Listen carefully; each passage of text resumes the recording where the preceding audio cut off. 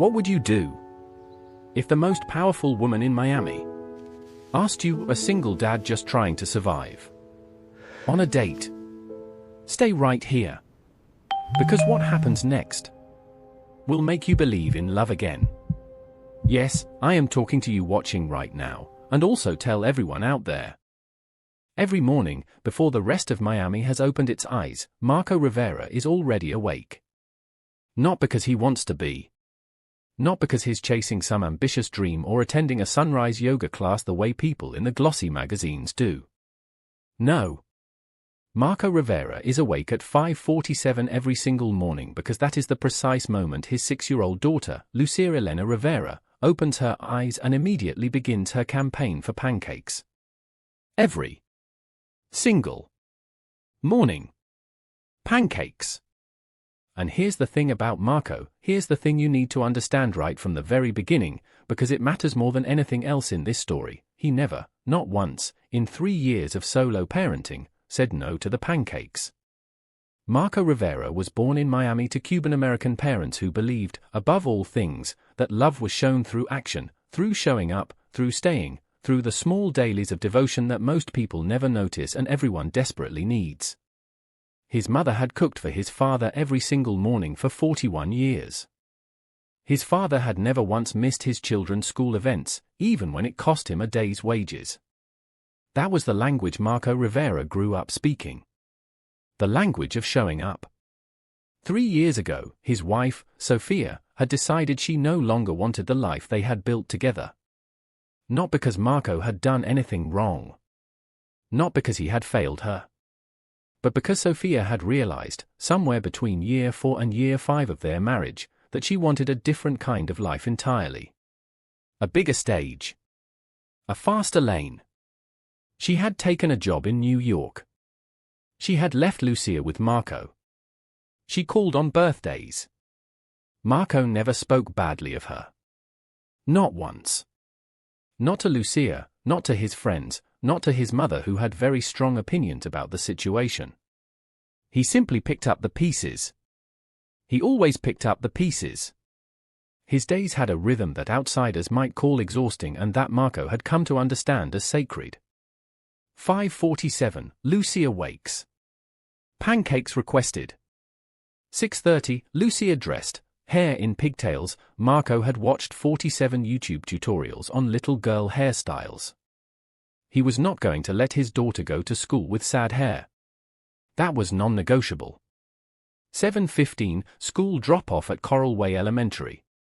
7:45, Marco at his desk at the Miami Marine Biology Research Institute, where he worked as a senior research coordinator, earning enough to cover rent, Lucia's school, groceries, and if he was careful, one small treat per week at the bookstore. 3:30, school pickup. 4 to 6 o'clock, homework, snacks, park if the weather cooperated. 6:30, dinner, which Lucia helped make because Marco believed children should learn that food was love. 8 o'clock, bath, stories, the nightly negotiation about whether any more chapter was acceptable, it always was. 8:45, Lucia asleep. 9 o'clock, Marco sat on his porch with a beer and looked at the Miami sky and thought about whether he was doing enough. He was always doing enough. He just never quite believed it. Now here's what you need to know about Marco Rivera in this particular week, the week that would change his entire life. He had not been on a date in 3 years. Not because he was undesirable, anyone with eyes could see that Marco Rivera, with his dark wavy hair and his laugh lines and his hands that were built for both spreadsheets and building sandcastles, was genuinely handsome in the way that real life produces rather than Hollywood manufactures. Not because he wasn't interested in finding someone. But because every time he thought about dating, he thought about Lucia. What if she gets attached and it doesn't work out? What if she thinks someone is replacing her mother? What if I spend time on a date and miss something important? What if? What if? What if? Marco Rivera was the kind of man who would sacrifice his own happiness 1,000 times over to protect his daughters. What he didn't yet know, what he couldn't possibly have known on that Tuesday morning when he was standing in his kitchen making dinosaur-shaped pancakes, was that in approximately 62 hours, his entire definition of possible was about to be shattered by a woman he had met exactly twice. It had been his mother's fault, really.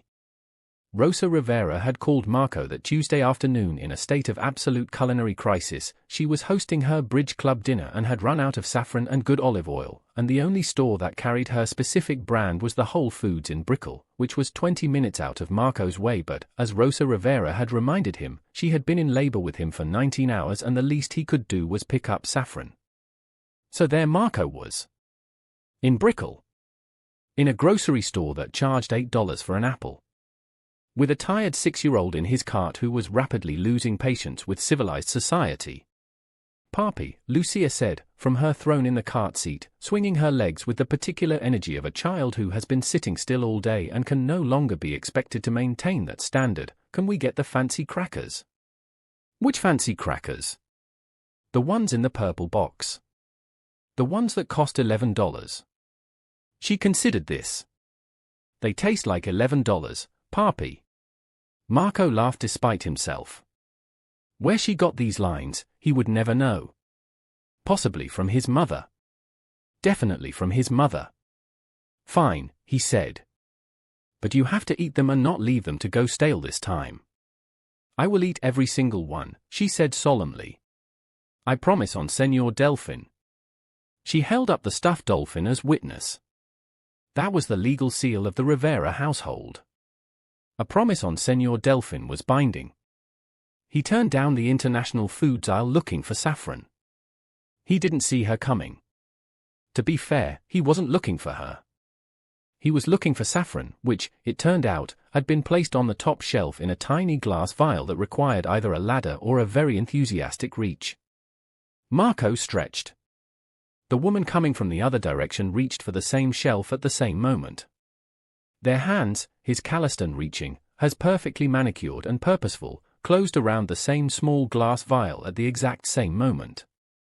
Both of them froze. Both of them turned. And in the fluorescent-lit international foods aisle of a Whole Foods in Brickell, Miami, Marco Rivera came face-to-face with Alexandra Voss for the first time. Later, when he tried to describe it to his best friend Danny, he would say, "I don't know, man. It was just, she looked at me like she was actually looking. You know what I mean? Most people look at you and they're already somewhere else. She just looked." What he didn't say, because Marco Rivera was not the kind of man who said things like this out loud, was that she was the most striking woman he had seen in years, and it wasn't about her clothes or her cheekbones or the way her coat probably cost more than his monthly rent. It was her eyes. Dark brown. Steady. And despite the power and the poise that radiated off her like heat, they held something he recognized. Something that looked a great deal like tired. Not the tired of too little sleep. The tired of carrying something heavy for a very long time, alone. "Oh," she said. "Oh," he agreed. Neither of them let go of the saffron. A beat passed. A long one. The kind where two strangers look at each other and some subterranean part of their brains is taking measurements. "I need it for paella," Marco offered. "I need it for a dinner party," she said. "My chef forgot to order it." "Your chef?" "Okay then." "There might be another one," Marco said. He let go. He scanned the shelf. There was not another one. "It's yours," she said immediately. She stepped back. "You were here first." "No, I wasn't." Our hands arrived simultaneously. "That's actually a tie." Something moved through her eyes. Like sunlight through water. Almost a smile. "You could split it," came a small, extremely confident voice. They both looked down. Lucia Rivera was looking up at them with the expression of a child who has identified a problem and already knows the solution. "There's enough for both of your dinners if you split it," Lucia continued, completely unbothered by the fact that she was interrupting two adults. "That's what Papi always says. Sharing is the answer." A silence. Then the woman looked from Lucia to Marco, and she did something Marco had not expected at all. She laughed. Not a polite, obligatory laugh. A real one. The kind that catches you off guard because it comes from somewhere genuine. Low and warm, it broke something open in the careful composure of her face. She's absolutely right, the woman said. Splitting it is the answer. Told you, Papi, Lucia said. They split the saffron. Alexandra Voss, though Marco didn't know her name yet, produced a small notepad from her coat pocket and wrote something on it. She tore the page and handed it to Marco with a precision that suggested she was accustomed to everyone around her executing things promptly. On the paper, a phone number. And below it, in case you need more saffron. Or a recommendation for a good paella recipe. Alexandra. Marco stared at the paper. He looked up. She was already walking away. Tall, purposeful, the crowd in the store parting slightly before her with the unconscious deference that power generates without trying. He stood holding the paper. Papi, Lucia said. Yeah, Mija? She was pretty. Don't. I'm just saying. I know what you're saying. She had nice eyes. Lucia. Okay. A pause. She did though, Papi. He didn't call her. Of course he didn't call her. Marco Rivera was the kind of man who talked himself out of good things with an impressive amount of logic and care. He put the number on his kitchen counter. He looked at it for 2 days. He thought about calling it. He thought about not calling it. He thought about how complicated his life was. He thought about Lucia. He put the number in his wallet because he felt weird about throwing it away. He told himself that was where it would live forever, between his library card and a dry cleaning receipt, going nowhere. He was wrong about that. He was so beautifully, completely wrong about that. Marco's world at the research institute was small in the best possible way. He worked with a team of 7, studying coral reef restoration along the Florida Keys. It was not glamorous work. It involved spreadsheets and water samples and grant applications and the particular frustration of watching bureaucracy move at geological speed while ecosystems moved at the speed of crisis. But it was work Marco believed in with every cell of his body. He had grown up watching the waters around Miami. His grandfather had fished these reefs. His father had snorkeled them on Sunday afternoons. Marco had watched them bleach and die and come back in patches, stubborn and insistent, and he had decided at age 12 that whatever he did with his life, he would be one of the people who helped them survive. His colleagues were his second family. Danny Ortega, his best friend since college, now a fellow researcher, was the first person Marco told about the grocery store encounter. Danny had the emotional sensitivity of a golden retriever and the discretion of a tabloid newspaper, which meant he told their colleague Priya within 4 minutes. She gave you her number? Priya said, spinning around in her chair. A woman just gave you her number in a grocery store. Lucia kind of engineered it, Marco said. It was saffron related. Marco. Danny leaned across his desk. Did you call her? No. Why not? Marco opened his mouth. Don't say Lucia, Danny said. Marco closed his mouth. It's always Lucia, Priya said. You use that little girl as a human shield against your own happiness, and it's adorable and heartbreaking simultaneously. That's not. Call her, Danny said. I'm not going to. Call her or I will call her myself, Danny said, and tell her you've been staring at her number for 2 days like it's a suspicious package. Marco looked at his desk. He opened his wallet. He looked at the small torn piece of paper. Alexandra. I'll think about it, he said. He didn't call her that day either. But something had shifted. Some small, stubborn thing inside him had been dislodged by a woman's laugh in a grocery store, and it was going to be very difficult to put back. 5 miles away and several tax brackets to the north, Alexandra Voss was beginning her Wednesday the way she began every Wednesday, with a board meeting at 7 a.m. that she had spent Sunday preparing for, a coffee she wouldn't finish, and the quiet knowledge that everyone in the room was watching her with the specific attention of people deciding whether she could be trusted with their future. Alexandra Voss had built Voss Industries from a small sustainable technology startup she'd launched at 28 into a $3 billion enterprise that now led the Western Hemisphere in clean energy infrastructure. She had been on the cover of Forbes twice. She had testified before Congress. She had been named in every most powerful list that existed and had learned to neither need those lists nor dismiss them entirely, because they were data points and Alexandra Voss believed in data. What the Forbes profiles did not mention, what the business profiles never found useful to include, was that Alexandra Voss had been married once, briefly, in her early 30s, to a man who had looked at her success and eventually decided he would rather be the primary story in his own life than the supporting character in hers. He hadn't been cruel about it. He had simply left. And Alexandra, who had rebuilt companies from catastrophic losses and navigated hostile takeovers with the calm of a surgeon, had found that heartbreak was the one problem she could not solve with a better strategy. She had buried herself in work. For 7 years, she had buried herself in work. She told herself she was fine with this. She had, in fact, become very convincing on the subject. And then a 6-year-old girl with curly pigtails had looked at her in a grocery store aisle and said sharing is the answer, and something small and stubborn inside Alexandra Voss's chest had cracked open like a seed. She had given a stranger her phone number. She had walked to her car, sat in it for 4 minutes without starting it, and said to absolutely no one, "What are you doing, Alexandra?" No one answered. She drove home. She waited for him to call. He didn't call. She told herself she wasn't surprised. She was slightly surprised. It had been 4 days since the grocery store.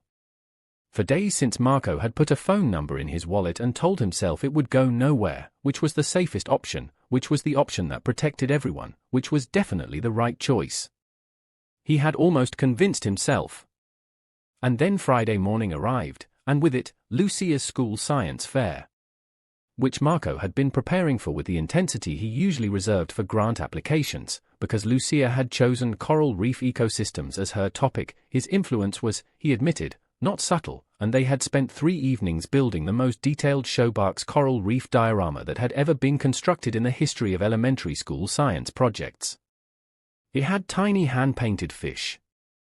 It had real coral fragments Marco had sourced from the lab, with permission. It had a small handwritten information card in Lucia's very large, very earnest handwriting. Marco was, objectively, more excited about this science fair than any adult should be. He was also late, because one of Lucia's pigtails had refused to cooperate and the hairband had broken, and there had been a brief crisis involving a search for a replacement hairband during which Marco had discovered 17 single socks, a library book that was 6 months overdue, and absolutely 0 matching hairbands. They had arrived, ultimately, with Lucia's hair in a single braid that Marco was quite proud of. "Papi," Lucia said, as they entered the gymnasium, "it looks good." "You don't have to say that." "No, it actually looks good. You're getting better." He was getting better. He had watched 47 tutorials. He was absolutely getting better. The gymnasium was already filling up. Parents clustered around their children's tables. The judging panel, 3 teachers and, Marco noticed, 1 person from outside the school who must have been a guest judge, moved slowly through the projects. Lucia had been assigned table 14. They found it, set up the diorama, and Lucia immediately began rehearsing her presentation to Marco with the focus of someone preparing for TED Talk, not an elementary school science fair. "The coral reef," Lucia announced, in her best presentation voice, "is like an apartment building for fish." Great opener. I know. I thought of it myself. You're going to do amazing, Mija. She looked up at him. The gap in her front teeth. The curls escaping her braid. Her father's dark eyes. "You nervous, Papi?" "Me? No. Are you?" "A little. You know everything about coral reefs. You literally grew up hearing about them at dinner." She considered this. That's true. I know a lot. A beat.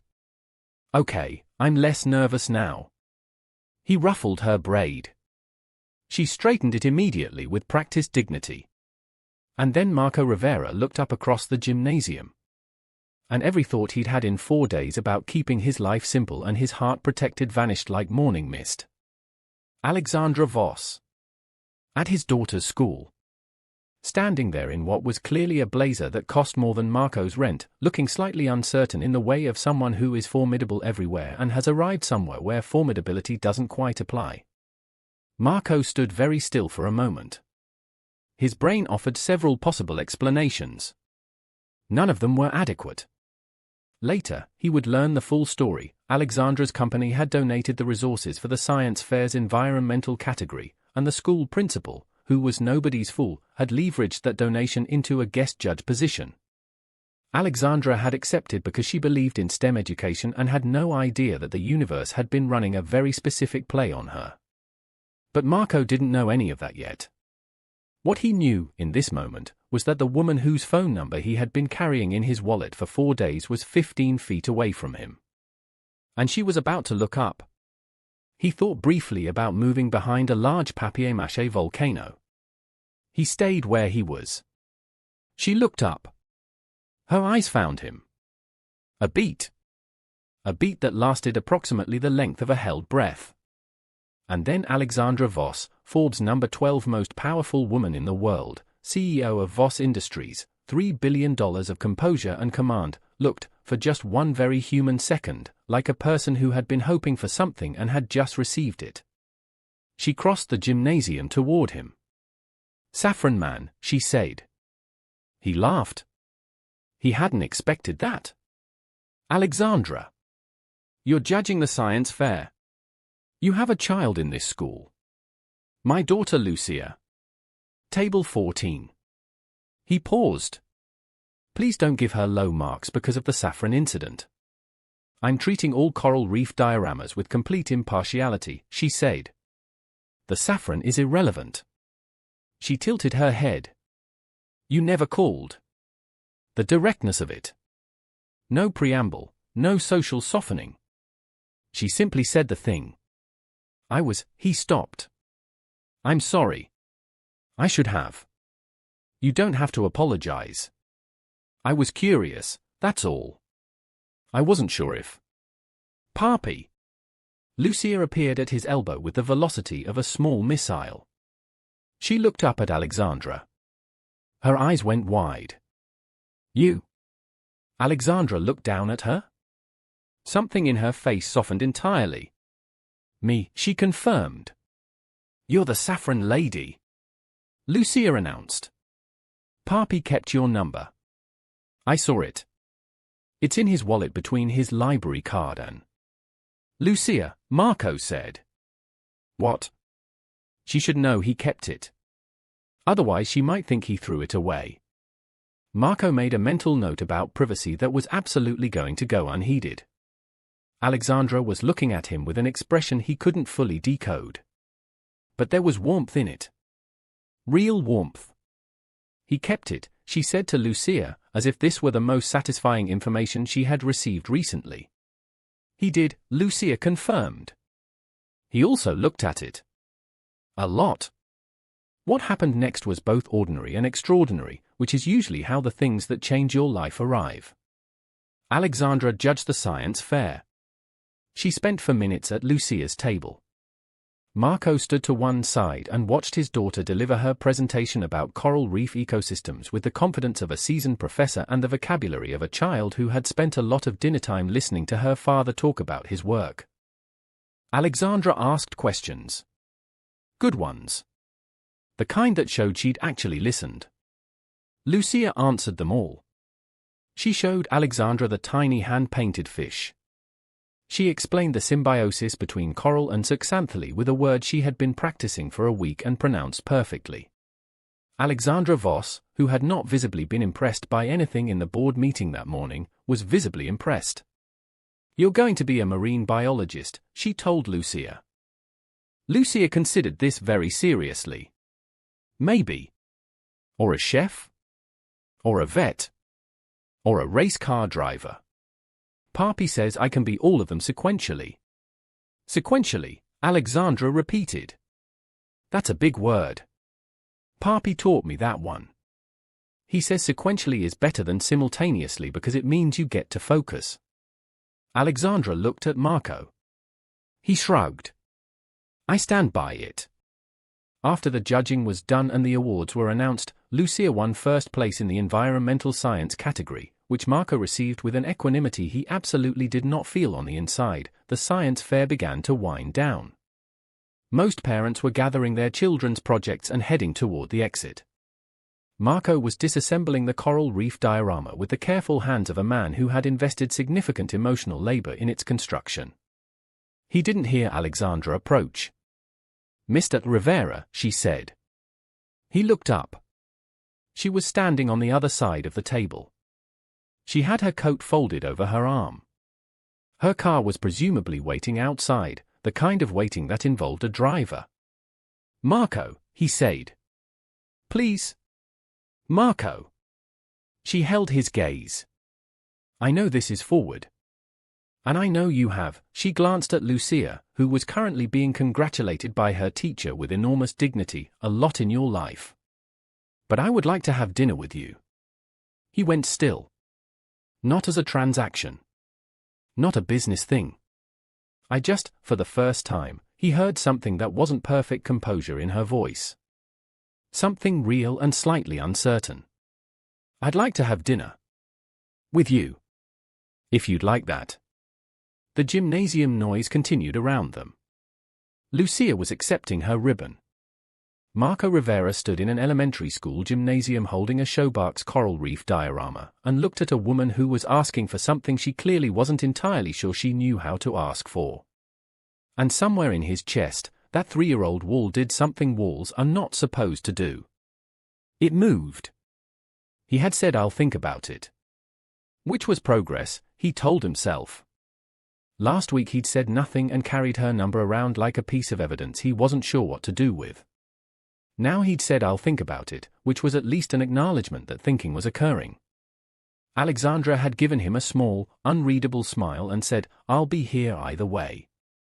For words that had done something inexplicable to his composure. In the car, driving home, Lucia was unusually quiet.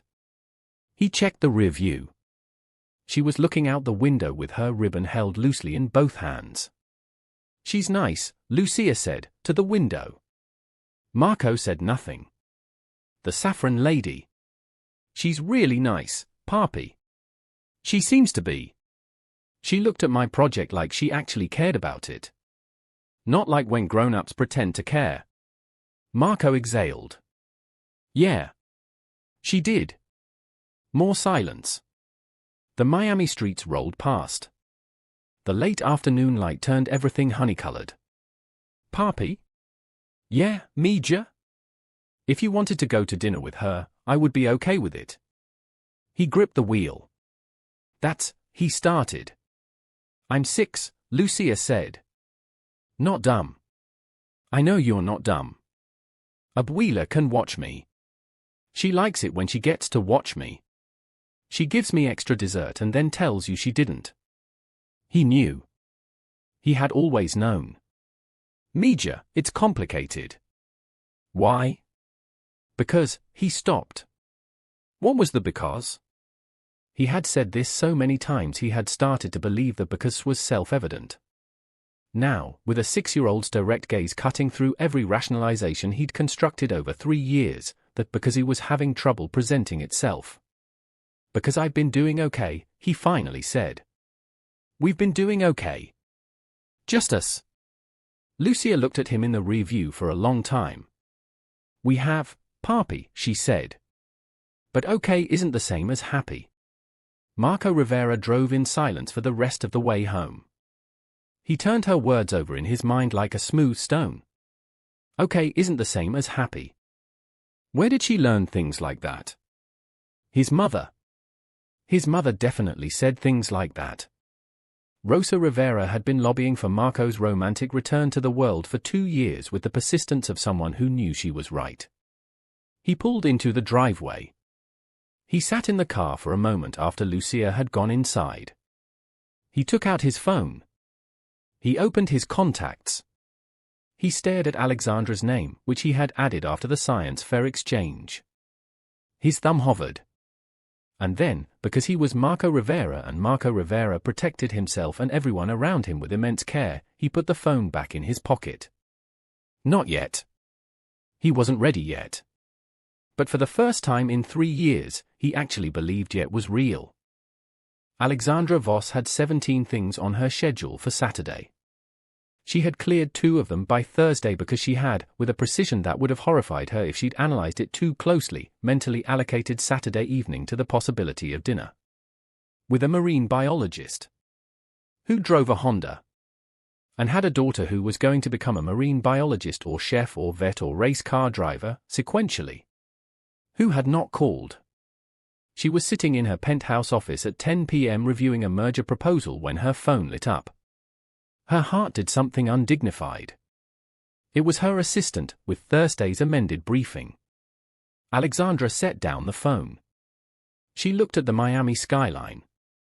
Somewhere out there, she knew, was a modest bungalow with a mango tree. A man who made dinosaur-shaped pancakes and attended elementary school science fairs with the gravity of a Nobel ceremony and looked at her like she was a person, not a portfolio. She had not been looked at like a person in a very long time. She had not realized how much she missed it until the moment she had it, briefly, in the fluorescent light of a grocery store aisle, over a jar of saffron. Her executive assistant, Diane, had done a standard background check after the grocery store, not because Alexandra was paranoid, but because Diane was protective. Marco Rivera. 35. Marine biology researcher. Divorced, sole custody. Clean record, no debt issues, modest debt. Actually, researcher salaries were not designed for Miami's real estate market. Great professional reputation, widely liked. Former college swimmer. Had a cat named after a scientist, Newton. Lucia had named it Newton. The cat had opinions. Nothing about him was strategic. Nothing about him fit any version of her life she had planned. Everything about him felt, for reasons she could not fully articulate and therefore slightly mistrusted, like home. Stop it, she said to herself. Out loud, in the empty penthouse. You've spoken to him twice. Over saffron and a coral reef diorama. She turned back to the merger proposal. She lasted for minutes before she picked up her phone and typed, "The dinner offer stands. No pressure. A." She sent it before she could talk herself out of it. She put her phone face down on the desk. She went back to the merger proposal. The merger proposal did not hold her attention. His phone buzzed at 10:47 p.m. Marco was rereading 100 Years of Solitude for the 4th time, which he did whenever he was trying to think through something that didn't have a logical solution, because Garcia Marquez had always seemed to him to understand that the most important things in life resist logic entirely. He picked up his phone. Read the message. Read it again. The dinner offer stands. No pressure. A. He lay very still for a moment. And then he thought about 3 years. 3 years of being extraordinarily okay. 3 years of waking up and making pancakes and doing the bedtime negotiations and sitting on the porch alone with a beer he didn't finish. 3 years of watching Lucia grow and bloom and get smarter and funnier and more herself every single day, and being grateful for every second of it, and also, in the very quiet place he didn't let himself visit very often, being achingly, quietly lonely. 3 years of telling himself he was protecting her by protecting himself. 3 years of his daughter watching him choose okay over happy. He sat up. He thought about a woman laughing in a grocery store aisle. Real laughter. Not performed, not calculated. Real. He thought about her crouching to Lucia's level at the science fair, asking genuine questions about zooxanthellae, listening to a 6-year-old with the attention of someone who had decided this was worth her time. He thought about the small crack of uncertainty he'd heard in her voice when she'd asked him to dinner. This woman who commanded boardrooms and appeared on magazine covers, asking him with something that sounded very much like hope. He thought about what his mother always said. Mijo, love is not a problem to be solved carefully. It is a risk to be taken bravely. He picked up his phone. He typed, Saturday works. Where would you like to go? He stared at it for 30 seconds. He pressed send. He put the phone face down on his chest. His heart was beating loudly. He lay there in his quiet house, listening to Miami at night, listening to Lucia's small sounds of sleep from the next room, and felt something he had not felt in a very long time. Not okay. Something better than okay. He felt alive. 2 days later, Alexandra Voss, who had cleared her entire Saturday calendar by Friday morning, who had spent more time than she would admit deliberating over what to wear, who had called her best friend and former college roommate Cara 3 times for input, texted Marco Rivera with the name of a restaurant. And Marco Rivera, who had asked his mother to watch Lucia, who had ironed a shirt he hadn't worn in a year, who had told Danny about the date and spent 30 minutes being lectured about what constitutes good restaurant conversation, arrived at Bahia Mar, Brickell's finest waterfront restaurant, at exactly 7:30 p.m. He was wearing the ironed shirt. He had gotten a haircut. He was terrified. She was already there, sitting at a corner table with a view of the water, reading the wine list with the focus of a woman accustomed to making decisions and comfortable with the silence of waiting. She looked up. He walked toward her. And neither of them, not the researcher from Little Havana adjacent, not the CEO from the penthouse, could have predicted what the next few months were going to bring. Not the joy, not the obstacles, not the moments that would bring both of them to their knees. But here, in the warm light of a waterfront restaurant, with the Miami night unfurling around them, it began. It really, truly began. They talked for 4 hours. This is the thing Marco would tell people later when they asked how he knew. Not that it was 4 hours, time was not the measure, but what the 4 hours contained. He told her about growing up in Miami, about his grandfather's fishing stories, about the first time he'd gone snorkeling on a reef and understood in his body what he'd only understood in books. She told him about growing up in Connecticut, about her father's company that she'd watched decline and her determination never to watch something she'd built fail, about the first clean energy deal she'd closed at 29 that had made her feel for the first time like the risk of everything had been worth it.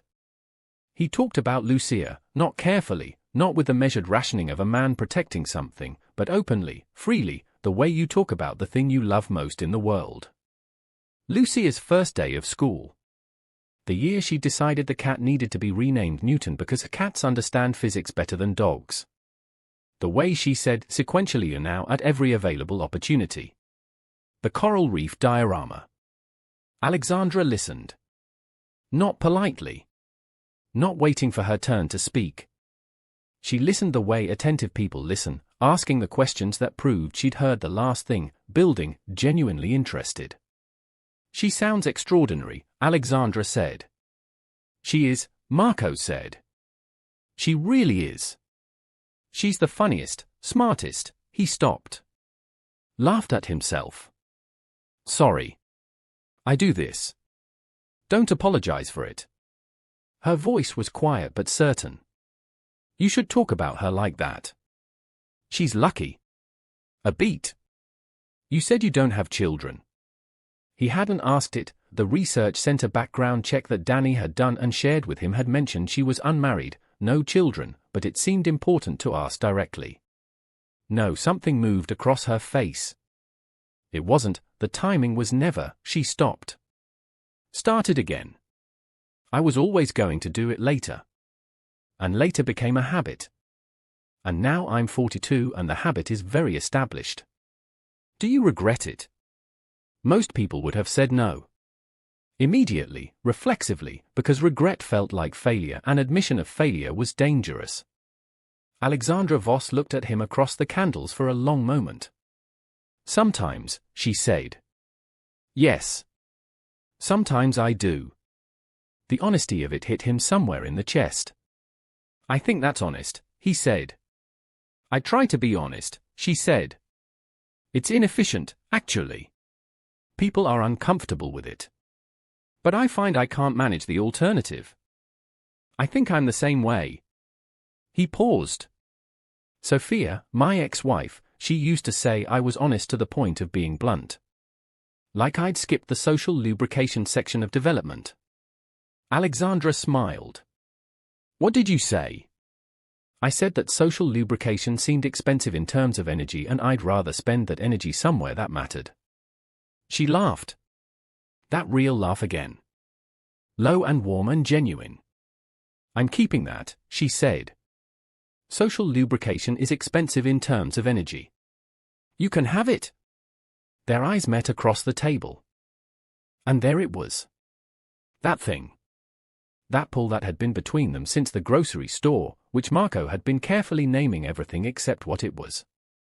He named it now, quietly, in his own interior. I like her. Not the idea of her. Not the Forbes cover or the penthouse. Her. The woman sitting across from him who admitted to regret and laughed at real things and listened like listening was the most important thing she had to do. She told him, standing at the waterfront railing, about her marriage.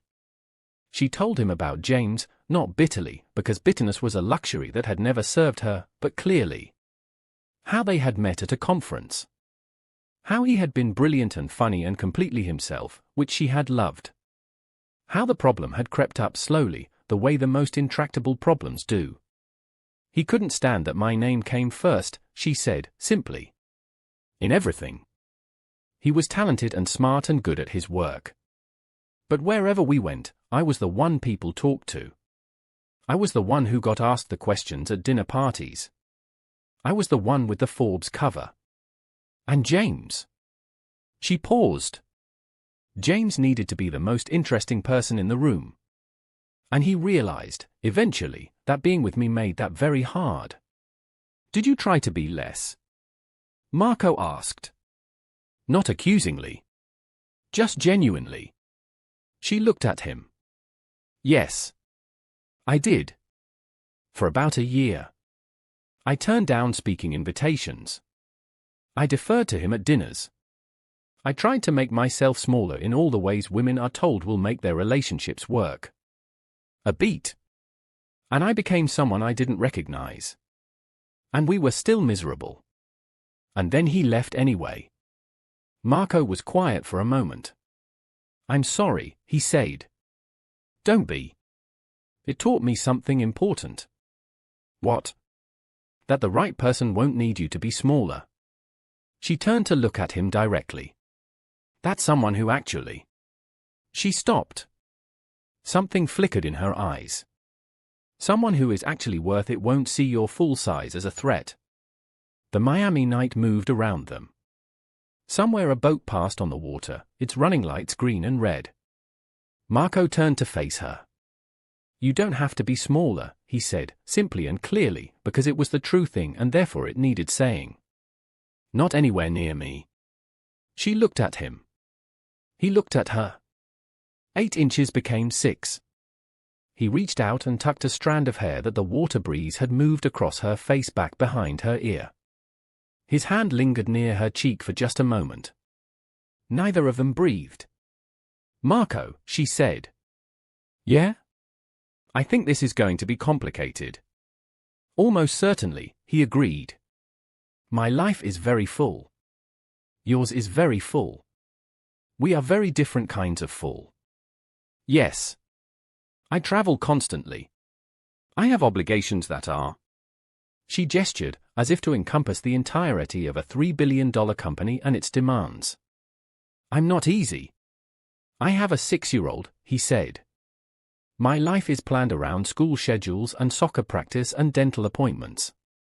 I can't just. I know. And I need to be careful. Because of her. I know that too. Silence.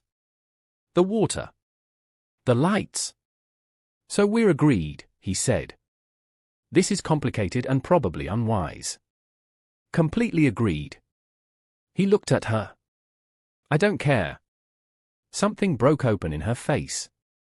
Neither do I, she said. And when he drove home that night at midnight, his phone full of her laughter and his chest full of something he was going to have to be very brave to deserve, Marco Rivera pulled into his driveway and sat in his car and said, out loud, to absolutely no one. Okay then. In the house, in her small bedroom with the dinosaur nightlight, Lucia slept peacefully, dreaming, for all anyone knew, of marine biology and race cars and things that happened sequentially. Rosa Rivera had waited up until midnight. She had pretended to be asleep when Marco came home.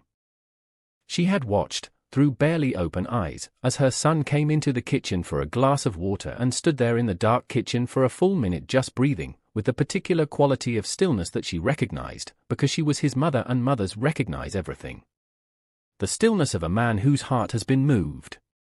She had smiled into her pillow. In the morning, she made coffee and waited. It took approximately 47 seconds after Marco entered the kitchen for Lucia to identify the change. "Papi looks different," Lucia announced, to her cereal. "I don't look different," Marco said. "You're whistling," Lucia said. "You never whistle." Rosa said nothing. She sipped her coffee. She was going to enjoy this. "I whistle," Marco said. "When?" He paused. "I whistle sometimes." "Name the last time you whistled." Silence. Rosa examined her coffee cup with great interest. "How was your night, mijo?" she said innocently. "Good." He flipped a pancake. It landed perfectly. "We had a good conversation." "She's nice?" Rosa asked. Yeah. "She's really?" He stopped. "She's interesting." "She's very smart." "She's pretty," Lucia supplied, from the cereal. "Yes, Lucia. She's pretty." Lucia gave her grandmother a look of pure triumph. Rosa gave her a look of pure solidarity. "She makes him whistle," Lucia said. "I can hear you both," Marco said. "We know," Rosa said. "More coffee." 3 weeks. That was how long they had before the world noticed. 3 weeks of quiet dinners and one Sunday walk along the waterfront where Lucia had come and spent 45 minutes explaining the ecological importance of mangroves to Alexandra, who had listened with the genuine attention she gave to board presentations and found, to her slight surprise, that she found it fascinating. 3 weeks of late-night texts that ran far longer than intended. 3 weeks of Marco learning that Alexandra laughed loudest at absurdist humor and that she had a secret affection for terrible reality television that she watched alone in her penthouse on Sundays while working. 3 weeks of Alexandra learning that Marco had opinions about everything, coral reefs, obviously, but also urban planning and food systems and the ethics of scientific communication, and that he expressed those opinions with a quiet certainty that didn't need to dominate the room. 3 weeks of something growing, carefully and insistently, in the space between two very full lives. And then the photo appeared. Marco saw it first. He was at his desk at the Research Institute, opening his laptop, when Danny Ortega materialized at his shoulder with a phone screen and an expression that could only be described as entertained alarm. "So," Danny said, "you've been dating Alexandra Voss." Marco looked at the screen. The headline, "Voss Industries CEO spotted with mystery man, who is he?" The photo, outside Bahia Mar, third date, him walking beside her to her car. Not touching. Just walking. But Miami's celebrity blog ecosystem had been alert. "Oh," Marco said. "Yeah," Danny said. "Oh." Priya appeared on his other side. "Oh my God, Marco." "It's fine," Marco said. "It's a blurry photo." "Someone is going to identify you within 4 hours," Danny said, "and then every marine biology researcher in Miami is going to be extremely famous. Specifically you." He called her. She picked up on the second ring. "I've seen it." "Okay. I'm sorry. We should have been more careful. Alexandra, we were outside a restaurant." "I know." He could hear her doing something controlled with her breathing. "This is my world. I know how it works. People take an interest in who I'm seen with. I should have warned you." "I should have." Did you know someone was taking photos? No. Then there's nothing to warn about. It's a blurry photo. We weren't doing anything. Marco. Her voice was careful. This is going to get bigger. My world it has a gravity. Everything in my vicinity gets pulled into the frame. Your life, your work, your Lucia. There it was. Lucia. He was quiet for a moment. Nobody knows who I am yet, he said. They will. By tomorrow, probably. He thought about Lucia. School pickup. Teachers recognizing him. Other parents. The quiet life he had constructed with such care. Okay, he said. Let's think about this. If you want to step back. I didn't say that. Marco. I didn't say that, he repeated, more gently. I said let's think about it. Not stop. Think. A pause. Long enough that he was about to speak again. You're remarkably calm, she said. I study coral reefs, he said. Coral reefs have been dealing with catastrophic environmental pressure for decades and they keep adapting. I think we can handle a tabloid photo. She was quiet for another moment. That might be the strangest and most reassuring thing anyone has ever said to me, she said. You're welcome. Dinner Friday? Yes. Somewhere with no windows. This time her laugh was a little less controlled, a little more real, a little more relieved. Done, she said. By Tuesday morning, Marco Rivera was being called Miami's most eligible researcher by a website he'd never heard of, and his research institute's main phone had received 11 calls from journalists by 9 a.m.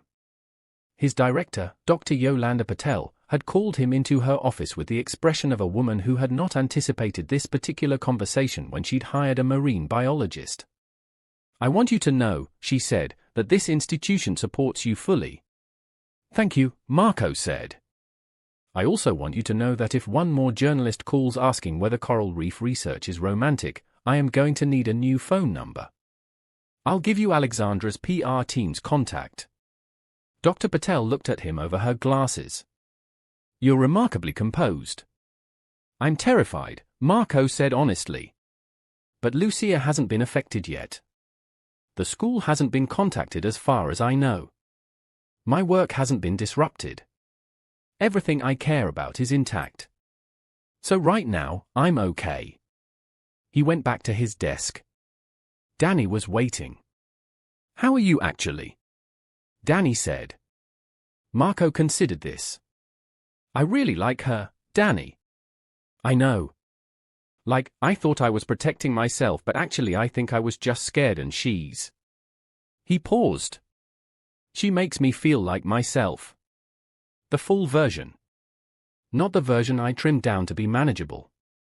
Danny was quiet for a moment. Then, that's the one, man. It's been a month. Doesn't matter. When it's that, it's that. He paused. Also, she's worth $3 billion and that's genuinely insane, and I mean that with love for you. That's the least interesting thing about her, Marco said. Danny looked at him for a moment. Yeah, he said. I can see that.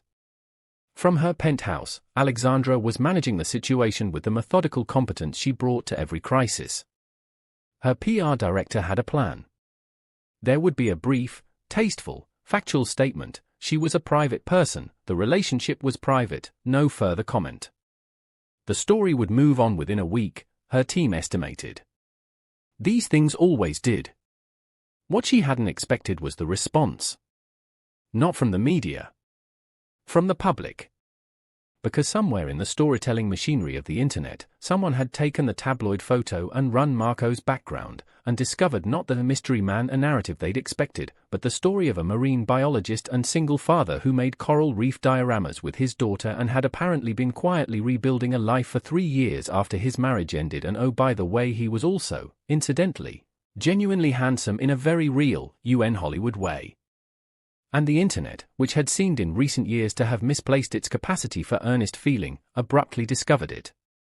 He's a marine biologist who is a single dad and is dating a billionaire CEO? This is a novel someone wrote. This is not real life.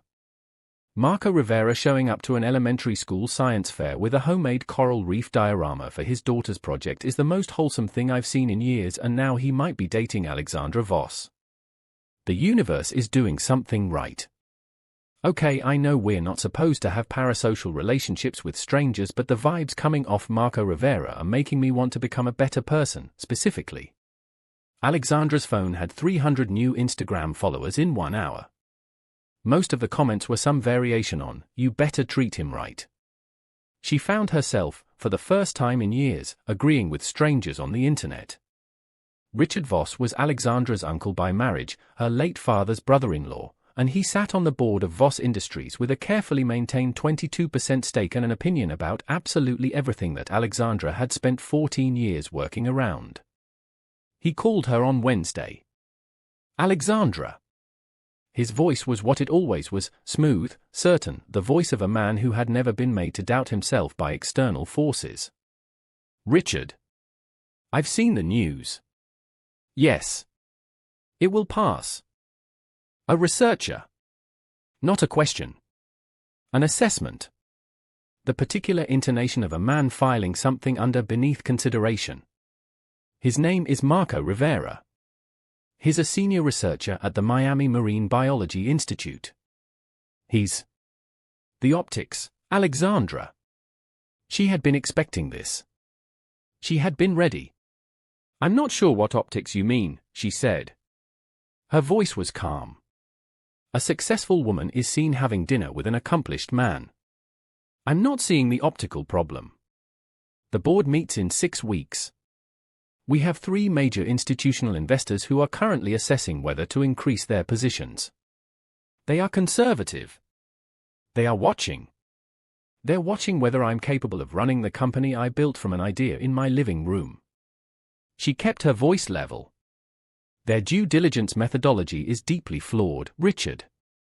Don't be obtuse. It's the distraction that concerns me. There's a media circus developing. It will be used by competitors. I handle media circuses before breakfast. Literally. This morning I had 2 before my 8 o'clock call. I want it resolved." The word resolved. As if a person were a problem.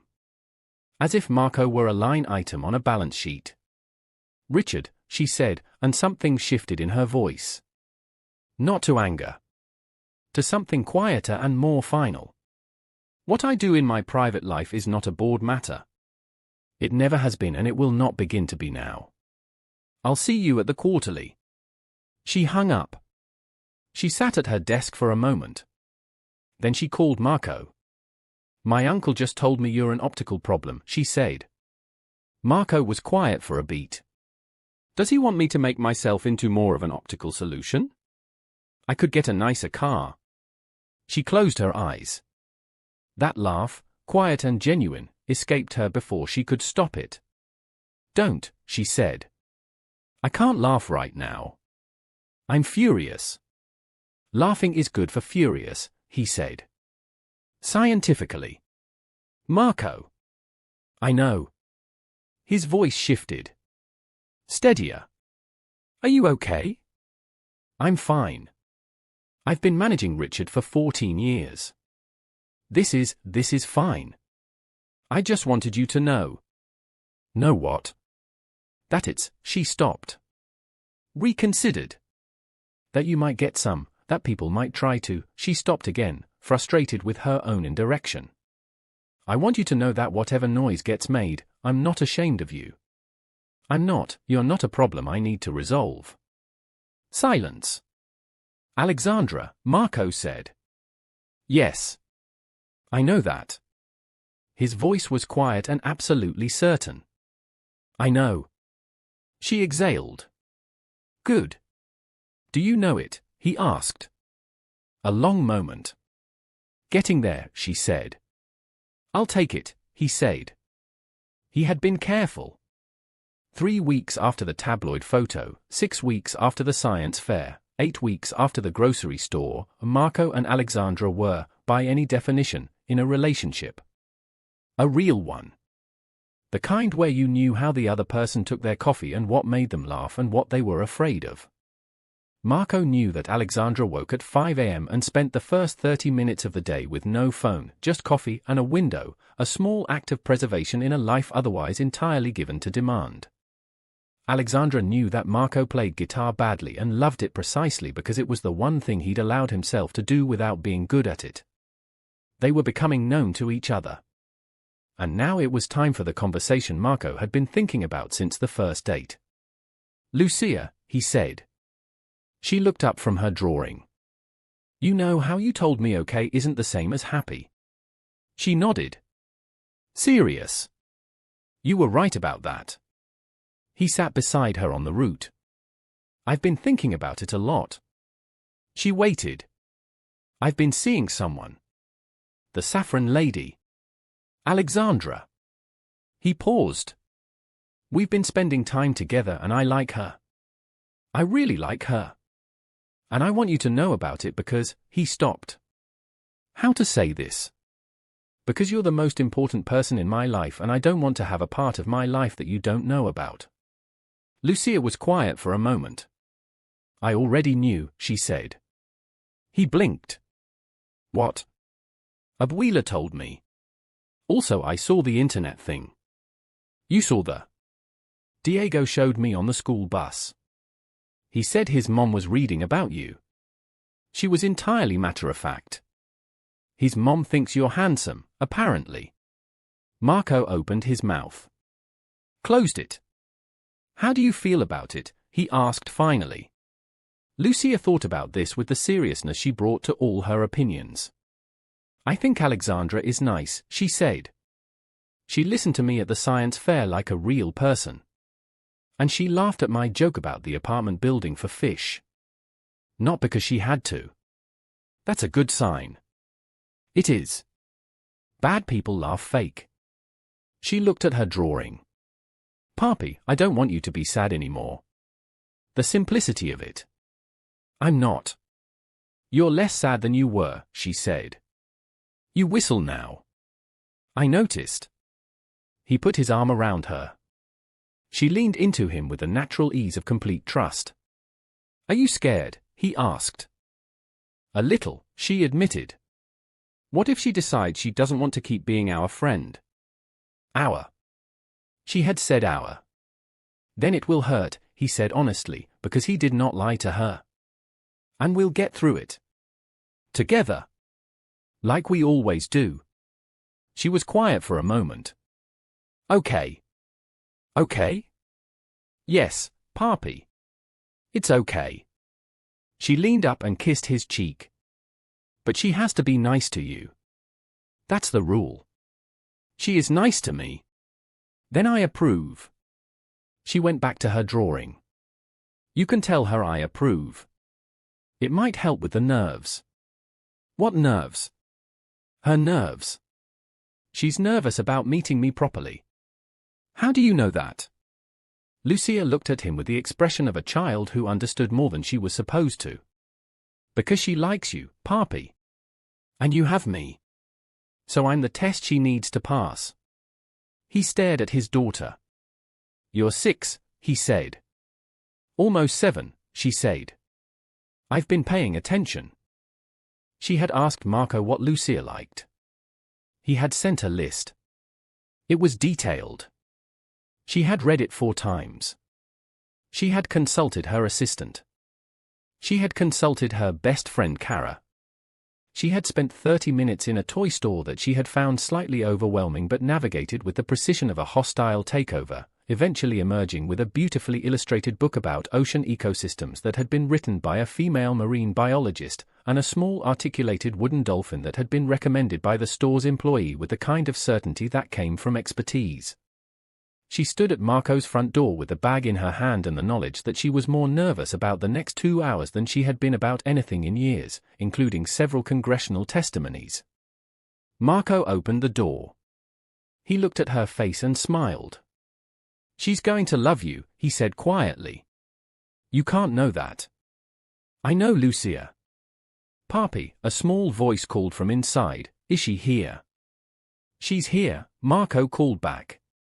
The sound of bare feet on tile. And then Lucia appeared around the kitchen doorframe, wearing a t-shirt with a shark on it, holding a crane. She looked at Alexandra. Alexandra looked at her. A beat. Hi, Lucia said. Hi, Alexandra said. You look different without your fancy coat, Lucia observed. Is that okay?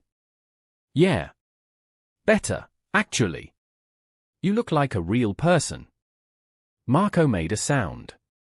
Alexandra suspected it was a suppressed laugh. I am a real person, Alexandra said. I know. I'm just saying you look more like one now. Lucia examined her with direct, uncomplicated assessment. You brought something. I did. Alexandra crouched down, bringing the bag to Lucia's level. I wasn't sure what you'd like, so I asked your dad and he gave me a list. A list? Lucia turned to Marco. You gave her a list. It was helpful. Lucia turned back. She accepted the bag with the dignity of someone conducting a formal assessment. She opened it. Took out the book. Read the title. Looked at the author's name. She's a woman, Lucia said. She is. She runs a marine biology lab in Boston. Did you know her? No. But I looked her up. She seems excellent. Lucia looked at the book. Then at Alexandra. Then at the book again.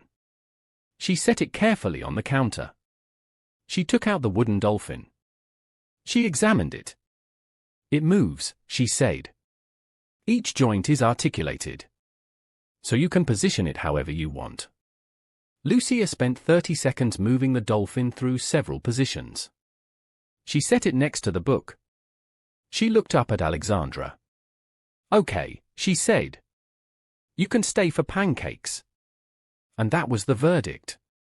Later, at the kitchen table, with Newton the cat supervising from the floor, with Lucia explaining the proper technique for chocolate chip pancakes while Alexandra listened with the whole person attention she was apparently incapable of not giving, Marco stood at the stove and felt something settle into place inside him. Not the dramatic shift of the first date. Something quieter. Something like, yes. This is right. This is what right feels like.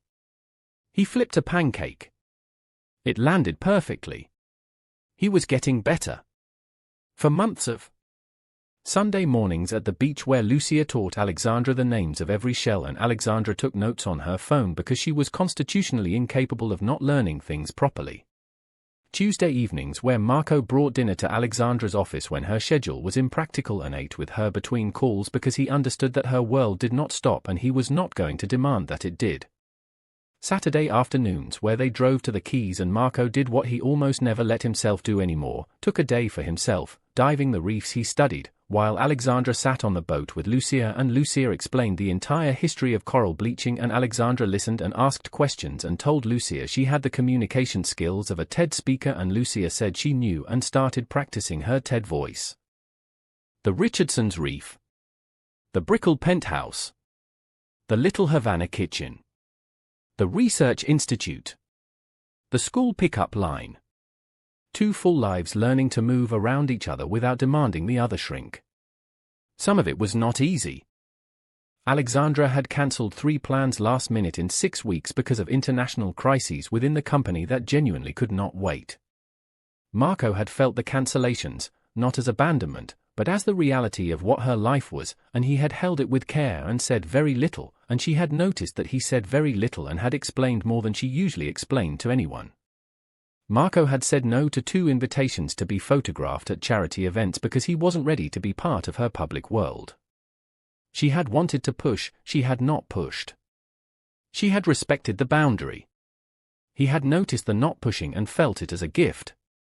They were learning each other's limits and choosing each other anyway. Lucia had renamed the wooden dolphin Alex. Everyone pretended not to notice this. Alexandra definitely noticed this. She had sent Marco a text at 11 p.m, Lucia renamed the dolphin after me. He had responded, I know. That means something, doesn't it? It means something very significant, yes? Okay. Good night, Alexandra. Good night, Marco. The quarterly board meeting arrived on a Tuesday in November. Alexandra had prepared for it with her usual systematic precision. The numbers were excellent. Q3 had outperformed projections by 11%. The expansion into Central American clean energy markets was on schedule. The institutional investors, she had every reason to believe, were satisfied. She was wrong about one thing. Richard had been preparing too. He waited until the second half of the meeting, until the financials had been covered and the room was beginning to relax, and then he raised the matter of a reputational risk management. He did not use Marco's name directly. He didn't need to. He cited a personal media exposure, executive judgment, the distraction of high-profile personal circumstances. Every person in the room understood what he meant. Alexandra looked at him across the table. She looked at the other board members, some of whom were watching their hands, some of whom were watching her. She made a decision. "I'm going to be direct," she said. Her voice was level. Not cold. Not heated. Level. What's being raised here is whether my choice of romantic partner affects my capacity to run this company. I want to address that directly. Silence in the room. In the 4 months since this relationship became known, I have closed the Panama expansion deal, reduced our Q3 overhead by 4%, brought in 2 new institutional partners, and navigated a data security incident that did not reach the press because my team is excellent. If there are concerns about my judgment, I'd prefer they be substantiated with performance data rather than tabloid photographs. Richard opened his mouth. She was not finished. Marco Rivera is a senior research scientist with an impeccable professional record, a dedicated father, and a person of remarkable character. He is not a liability. He is not an optic. He is someone I respect and care for, and I will not accept a discussion that characterizes him as a boardroom concern. Silence. Absolute silence. The numbers speak, she said. If anyone has performance-based concerns, I welcome them. Otherwise, she looked around the table, shall we move to the Central American update? She moved to the Central American update. No one said a word about Marco Rivera for the rest of the meeting. After, in the corridor, her CFO Maria Gonzalez fell into step beside her. Well, Maria said. Don't. I'm just saying. Maria. That was the most badass thing I've seen in a boardroom in 20 years. Alexandra walked. The numbers support the position. You said you care for him. The numbers support that position too. Maria smiled. Alexandra allowed herself, in the privacy of the elevator ride back to her office, a single, deep breath of something that felt very much like relief. She texted Marco, had a difficult meeting. Everything is fine. How is your day? His response came in 40 seconds. Newton knocked the succulent off my desk again. How much damage? She looked at her phone. Something in her chest released. Richard tried to use our relationship against me in the board meeting. A pause. Then, are you okay? Yes. I handled it. Of course you did. Are you okay? She thought about this. Better now. Good. The succulent survived. Come for dinner. It's Tuesday. Tuesday dinner is an option in this relationship now. She put her phone in her pocket. She was smiling. Maria, waiting at the elevator, noticed. The numbers really do support that position, Maria said. Shut up, Maria, Alexandra said, warmly. The grant application for the Coral Reef Restoration Project, 3 years of work, the most significant funding opportunity his institute had ever pursued, was declined. Marco sat with this for a while. He read the decline email twice, forwarded it to Dr. Patel, and sat in his kitchen with his coffee and the quiet of the house. He thought about calling Alexandra. He did not call Alexandra. Not because he didn't trust her, and not because he was performing stoicism. but because Marco Rivera had learned, very early in his life, to take the first impact of hard things alone, to absorb it, find his footing, and then engage the people he loved with something other than the raw edge of it. He called his father. Ernesto Rivera, 67, semi-retired from 30 years of electrical contracting, answered on the third ring. "Mijo. Late for a call." "I know, Papi." "Sorry." "What happened?" He told him about the grant. His father was quiet for a moment. "You're upset." "Yeah." "More than the money upset?" "More than the project upset." Marco thought about this. "It's the work. This was going to be something real. Something that actually moved the needle for the reef system. And now we have to start over." "Okay," his father said. "You're going to start over." "I know. You've started over before. You know how to do it." "I know, Papi. And you have good people around you." Marco thought about Danny and Priya, who would be devastated when he told them. Who would also, immediately, begin talking about the next approach. "Yeah," he said. "I do." "A beat." "How's the woman?" his father asked, in the particular casual tone of a man asking the important question. Marco smiled despite himself. "She's good. Really good. She makes you happy." "Yeah. She does." "Good," Ernesto Rivera said. "Everything else is workable if that part is right." Marco looked at the declined email on his screen. "Yeah," he said. "Yeah, it is." He called Alexandra afterward. He told her about the grant. She listened with the complete attention she gave to everything. She didn't immediately offer to fund the research through her company, though he suspected the thought crossed her mind. She simply listened, asked good questions, and said, "What's the next approach?" And they talked about the next approach for 40 minutes. And when he hung up, Marco Rivera sat in his kitchen and understood something he had been circling for months. He was in love with her. Not falling. Not moving toward. There. He was, entirely, in love with Alexandra Voss. He was not afraid of it. He was going to tell her. He had told her, on the way to her penthouse, that he wanted to tell her something. She had said, "Okay." Just that. "Okay." With the steadiness of someone who had learned that the word "I want to tell you something" from this particular man was not a precursor to disaster. They had eaten dinner on the terrace. They had talked, as they always talked, ideas and work and Lucia and the reef data and what they were both reading and the small daily textures of their separate lives. They were good at dinner. They had always been good at dinner. Afterward, standing at the railing with the Miami lights below them and the clear November sky above, the sky that in Miami was always more vivid than you expected, always more full of stars than a city sky had any right to be, Marco turned to her. "I've been wanting to say something for a while," he said. "I know." She turned too, looking at him. "I've been waiting for you to figure out how." "How long have you known?" 3 months, she said. "Give or take." He laughed, quietly. "I'm slow." "You're careful," she said. "There's a difference." "A beat." "The city below." "The stars." "I love you," he said. Simply. The way he said the true things, without decoration, without preamble, because the true things didn't need either. She was very still. He watched her face.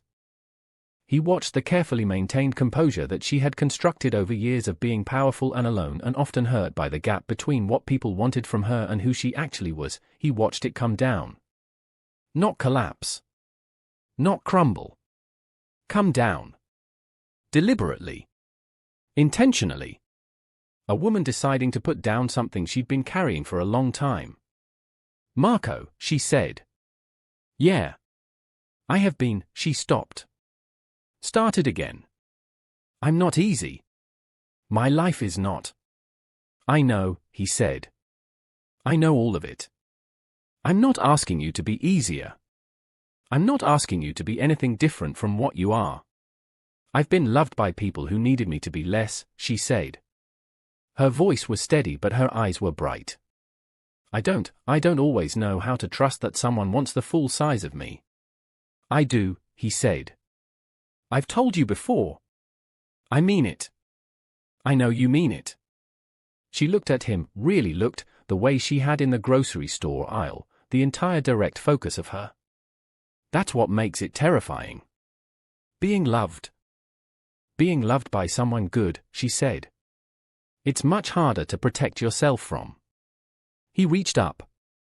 His hand on her face. The same gesture as the waterfront, the same hand, but everything was different now. 5 months. Saffron and coral reefs and school science fairs and board meetings and grant rejections and late-night texts and Sunday beaches and a 6-year-old girl who had renamed a wooden dolphin. You don't have to protect yourself from me, he said. Not ever. She put her hand over his. Held it there. I love you too, she said. I've loved you for a while. I was working up to it. I know. I was patient. Infuriatingly so. I'll take that as a compliment. She closed the remaining distance. He met her. And the city below them did what cities do, it continued, indifferent and eternal, its million-lit windows witnessing nothing and everything. But on that terrace, in the Miami November night, 2 people who had both been carrying their lives alone for a long time put down their separate weights and held each other. And it was, in every way that mattered, enough. 3 months after that night on the terrace, Marco's institute received a new grant application window. He submitted immediately. He was cautiously optimistic. Danny was aggressively optimistic. Priya had made a chart. Richard Voss attended the December board meeting, said nothing about Marco Rivera, and left early. Lucia had begun teaching Alexandra to play checkers with a level of strategic intensity that made Alexandra suspect the 6-year-old had read Sun Tzu. She was not entirely wrong. Newton the cat had decided Alexandra was acceptable and had taken to sleeping on her feet when she was in the apartment, which Marco said was Newton's highest compliment, as he had been known to bite postmen. Rosa Rivera had invited Alexandra for Sunday dinner and made rope of Ija and not said anything about the grandchildren question, though Marco noticed she made enough for 6 people and set the table with the good china. The saffron sat in Marco's spice cabinet, and sometimes when he used it he thought about grocery store aisles and a woman's laugh and a 6-year-old's voice saying sharing is the answer. And on Sundays, the second chair on his porch was no longer empty. It was occupied by a woman with dark brown eyes and a laugh that came from somewhere real, who had come into his life over a jar of saffron and had, without plan or agenda, become the thing he had almost given up believing in. The thing you find when you stop protecting yourself long enough to let something through. The thing that is better than okay. The thing that is happy. Real, complicated, imperfect, insufficient for any spreadsheet, magnificent, ordinary happy. Sharing is the answer. A 6-year-old told us so. She was right. Be optimistic always and stay active 24/7 365 366. Thanks for watching. Stay tuned for more lovely stories.